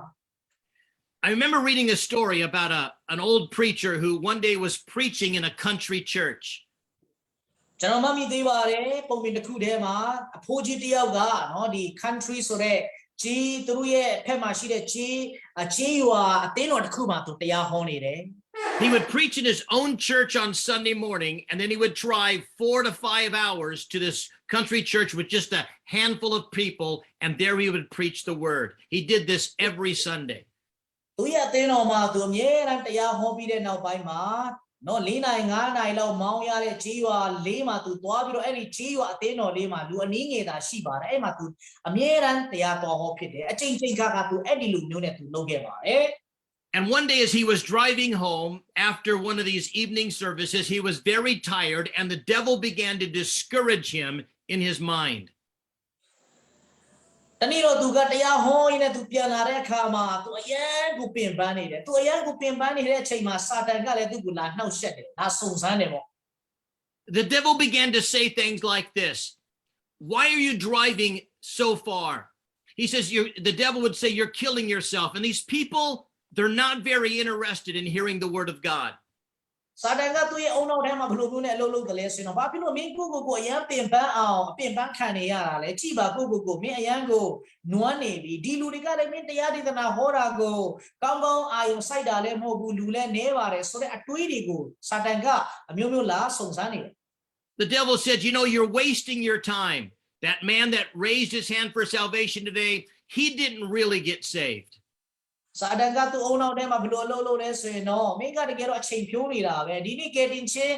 ရချင်ပါလေရပါတယ်ဆိုပြီးတော့လက်ထောင်နဲ့အိုက်ကောင်ကလည်းတကယ်တော့ကယ်တင်ခြင်းတကယ်မရပါဘူးဆိုပြီးတော့ပြောတယ် And the devil continued just to say things in his mind to discourage him in his walk with God. ဆိုတော့စာတန်ကအမျိုးမျိုးနဲ့သူရဲ့အုံနောက်ထဲမှာနော်အမျိုးမျိုးနဲ့သူ့ကိုဖျားယောင်းပြီးတော့စကားတွေနဲ့ပြစ်ပေါက်ပြီးတော့သူနဲ့ဖျားသခင်နဲ့ရှောက်လန်းခြင်းအသက်တာကိုဟတ်ထားဖို့ရတော့လုပ်နေတယ် And so when the pastor got tired of all of this, the devil badgering his mind, he pulled his car over to the side of the road and he got out of the car and he walked to the other side of the car. အဲ့ဒါနဲ့နော်အဲ့ဒီသင်ဟုတ်ဆရာဖိုးကြီးကကားပေါ်မှာသူကားမောင်းနေရင်းနဲ့သူပြင်ပန်းလာပြီးစာတန်ရဲ့စကားတွေသူအုံနောက်ထဲမှာဝင်တာကိုသူအရန်ပြင်ပန်းတော့သူကားကိုလမ်းမေးမှာချပြီးတော့ကားပေါ်ကနေကားထဲကနေသူထွက်လာလိုက်တယ်ဟိုဘက်လမ်းကိုသူကူးလိုက် And so the pastor then opened the passenger door and he said this. He said, "Devil, this is my car." He says, "I pay the bills, I pay the insurance, and you are no longer welcome to ride with me. Get out and stay out." အဲ့ဒါနဲ့ပါစတာကသူ့ကားပေါ်ကဆင်းပြီးတော့ဟိုဘက်ကိုပတ်ပြီးတော့နော်ဟိုဘက်ကကားတကားကိုဖွင့်ပြီးတော့ကားထဲမှာဘူးမှမရှိပါဘူးသူကဘာပြောလဲဆိုတော့ကဲစာတန်မင်းထွက်သွားတော့ဒီကားငါပိုင်တယ်ဒီကားရဲ့နော်လုံခြုံမှုတွေအတွက်လည်းငါပဲအကုန်လုံးပေးရတာမင်းကဘာမှဝင်ပါစရာမရှိဘူးထွက်သွားပါတော့ဆိုပြီးတော့ကားတကားကိုဖွင့်ပြီးတော့ဘာမှမရှိတဲ့ကားကြီးကိုနော်သူကပြောလိုက်တယ် And then he shut the door, he got in the other side, and he drove home in peace. အဲ့ဒါနဲ့တကားကိုပြန်ပိတ်ပြီးတော့သူကားမောင်းတဲ့နေရာကိုပြန်သွားပြီးတော့သူကားပေါ်မှာထိုင်ပြီးတော့အိမ်ကိုချမ်းချမ်းသာသာနဲ့ငြိမ်သက်ခြင်းရှိစွာနဲ့အိမ်ကိုပြန်သွားတယ် And you know, that's what we're to do to the flesh, the devil, and the world. ကျွန်တော်တို့လည်းပဲထိုကဲ့သို့ဇာတိပကတိနဲ့လောကဆွဲအားနဲ့စာတန်ရောက်လာလေတိုင်းလုပ်ရမှာဖြစ်တယ် We need to remind them that by the death of Jesus Christ, we've been delivered from the power of sin. သူတို့ကိုကျွန်တော်တို့ဘာကိုသိစေရမလဲသူတို့ကိုဘာကိုပြန်တတိပေးရမလဲဆိုတော့ခရစ်တော်ရဲ့အသေးခံခြင်းမှာငါတို့လည်းပဲလူဟောင်းချင်းငါတို့ရဲ့အပြစ်လည်းပဲတခါတည်းနဲ့ခရစ်တော်နဲ့အတူအသေးခံပြီး In his burial, we have been released from our sin-stained past. သူရဲ့တကြိုချင်းမှာကျွန်တော်တို့ရဲ့အတိတ်ကအပြစ်တွေရဲ့ထိန်းချုပ်ခြင်းကနေကျွန်တော်တို့ဟာဆိုရင်တော့လွတ်သွားပြီ And through his resurrection, we have become a new person, raised and empowered to walk in the newness of life. သူရဲ့ရှင်ပြန်ထမြောက်ခြင်းမှာကျွန်တော်တို့ဟာအသစ်တော်လူဖြစ်သွားပြီးတော့အခုချိန်မှာတော့တကိုးနဲ့အသက်ရှင်လို့ရတဲ့သူတွေဖြစ်သွားပြီ And then yield yourself to God. And depending upon the power of that indwelling Holy Spirit, we say, devil, flesh world, you are no longer welcome in my life. အဲ့ဒါပြီးတဲ့နောက်ပိုင်းမှာကျွန်တော်တို့ရဲ့သက်တာကိုဝိညာဉ်တော်ဖခင်ကိုပုံအပ်ပြီးတော့ဆက်သားလိုက်ပါနောက်ပြီးတော့စာတန်လာပြီးတော့နှုတ်ဆက်တဲ့အခါမှာစာတန်သင်ကငါ့ပုံမှာဘာမှအာဏာမရှိတော့ဘူးဆိုပြီးတော့နှင်ထုတ်ပစ်လိုက်ပါ And because of our identification with Christ, they will stay out and they'll get out. ကျွန်တော်တို့ဟာခရစ်တော်နဲ့ထပ်တူထပ်မျှရှိခြင်းအရာတွေကြောင့်ကျွန်တော်တို့အဲ့လိုပြောတဲ့အခါမှာသူတို့တွေကကျွန်တော်တို့အသက်တာကနေလုံးလုံးထွက်ပြေးသွားမှာအမှန်ပါပဲ You see, when we know and we reckon and when we yield ourselves to God, we will live a victorious Christian life. ဒီနေ့မှာကျွန်တော်တို့အဲ့ဒီအရာတွေကိုကျွန်တော်တို့သိပြီးတော့ကျွန်တော်တို့ကအဲ့ဒီအရာတွေကိုကိုယ့်အတွက်ထင်မှတ်ပြီးတော့ကျွန်တော်တို့ကအဲ့ဒီအရာပေါ်မှာဆက်လက်ပြီးတော့ဝိညာဉ်တော်ဖခင်ပေါ်မှာပုံအပ်ပြီးတော့ဆက်သပြီးတော့အသက်ရှင်တဲ့အခါမှာအောင်နိုင်သောခရိယန်အသက်တာကိုကျွန်တော်တို့ကခံစားရမှာဖြစ် Listen to the promise that God made to us in verse 14 of Romans chapter 6. ဘာရဲ့ဆလေးမှာဖခင်သခင်ကကျွန်တော်တို့ကိုပေးတဲ့ဂတိတွေကိုကြည့်ကြပါစို့ He reminds us that if we know our identification with Christ, we reckon that to be true, and we yield ourselves to God, here's his promise. ကျွန်တော်တို့အဲ့ဒီအချက်တွေကိုသိတယ်အဲ့ဒီအချက်တွေကိုကျွန်တော်တို့အတွက်ထင်မှတ်ပြီးတော့ဝိညာဉ်တော်ဖခင်ပေါ်မှာကျွန်တော်တို့ကကိုယ့်တက်တာကိုပုံအပ်တဲ့အခါမှာဖခင်သခင်ပေးတဲ့ဂတိတွေဟာကျွန်တော်တို့အတွက်ဖြစ်လာပါ His promise is that sin shall not have dominion over you because you are no longer under the law, but you are now under God's grace. ဒီနေရာမှာဘာတွေ့ရတယ်လဲသင်တို့ဒီပညတ်တရားလက်၌မရှိခြေဆုတရားလက်ရှိတော့အပြစ်တရားတွေသင်တို့ကိုမအုပ်ဆိုးရလို့ပြောထားပါတယ်ရှင်ဘောလူက You see, friends, there's no enemy too powerful for the victorious Christ and the indwelling Holy Spirit. မေစီတို့ဒီနေ့မှာကျွန်တော်တို့ထဲမှာချိန်ဝတ်တဲ့တန်ရှင်သောဝိညာဉ်တော်နဲ့ရှင်ပြန်ထားမြောက်တဲ့ခရစ်တော်အတွက်အင်မတန်မှတကူကြီးတဲ့ယန္တုဆိုတာမရှိနိုင်ပါဘူး You see, every temptation can be resisted. You can live a victorious Christian life. ကျွန်တော်ရဲ့တက်တာမှာတွေ့တဲ့စုံစမ်းနှောက်ယှက်ခြင်းတွေအားလုံးကိုကျွန်တော်တို့ကခုခံလို့ရတယ်အဲ့ဒီအရာတွေကိုအောင်နိုင်သောအသက်တာနဲ့ကျွန်တော်သက်ရှင်လို့ရတယ် Remember, Paul said, "But thanks be to God who gives us the victory through our Lord Jesus Christ." ဒီလိုပြောတဲ့စကားလေးကိုကျွန်တော်တို့ပြန်လည်ပြီးတော့သတိရကြပါစို့ယေရှုခရစ်တော်အဖင်ငါတို့ကိုအောင်နိုင်ခြင်းအခွင့်ကိုပေးတော်ဆိုပြီးတော့သူသုံးခဲ့ပါတယ် If you want to live an overcoming life, ဒီနေ့မှာသင်ဟာအောင်နိုင်သောအသက်တာနဲ့အသက်ရှင်ခြင်းနဲ့ဆိုရင် then God wants you to know that by his grace, ဘုရားကြီးအသင်ကိုသိစေခြင်းနဲ့ယေရှုတော်အဖင် you have been crucified, you have been buried, and you have been raised to newness of life with Christ. ဒီဟာဆိုရင်အသေးခံပြီးပြီတကြိုချင်းကိုခံပြီးပြီအတစ်တော်လူအဖြစ်နဲ့ရှင်ပြန်ထမြောက်ခြင်းကိုခံတော်သူဖြစ်တယ် By faith, reckon this to be true in your life.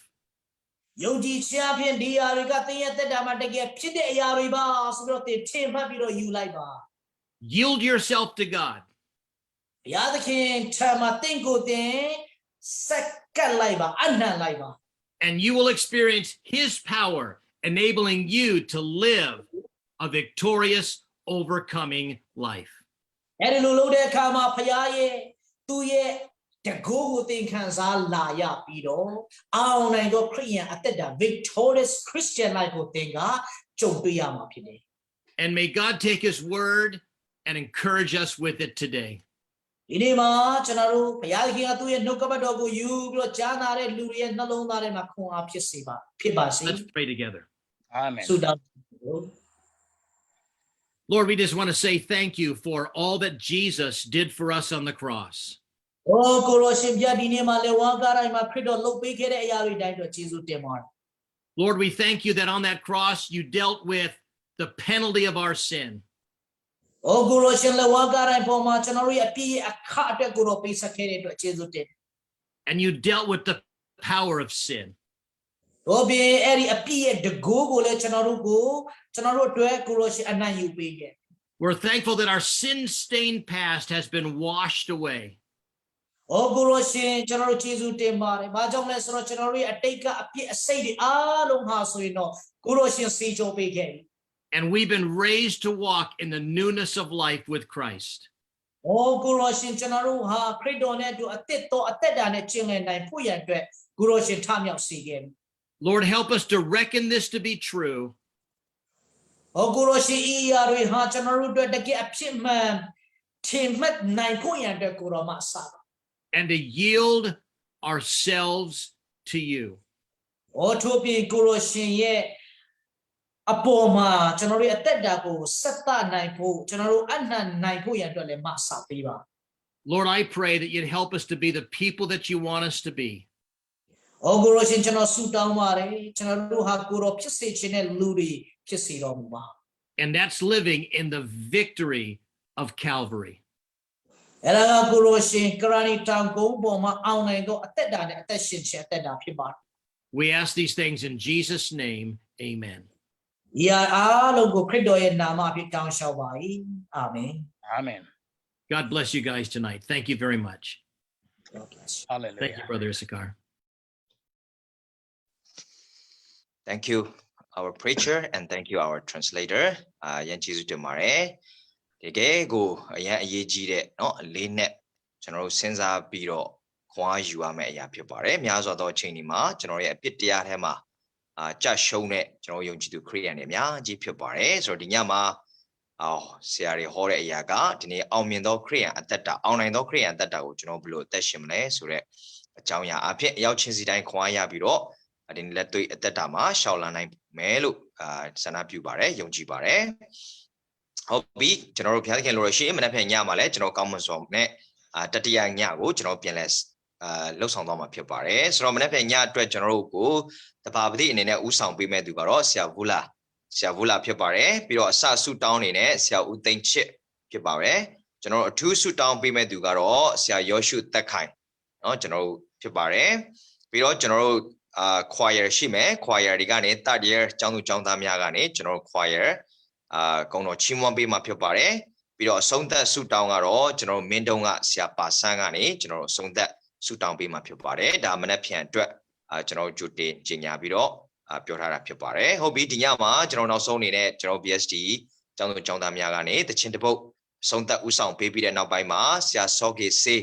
ငွေဆောင်ကနေမှုတော်ဆောင်နေတဲ့ဆရာစောကေစေးကနေဆုတောင်းခြင်းအဖြစ်ဒီညအစီအစဉ်ကိုကျွန်တော်အဆုံးသတ်သွားမှာဖြစ်ပါတယ်။ရှင်နာမ၌အားလုံးကိုချိန်ပေးရဖိတ်ခေါ်ပါရစေ။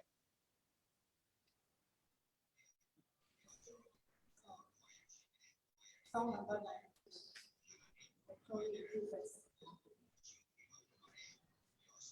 Song number 92. Victory in Jesus. Pinmatua Bani.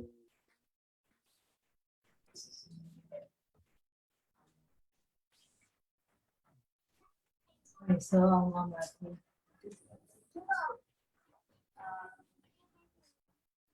we will see victory in Jesus.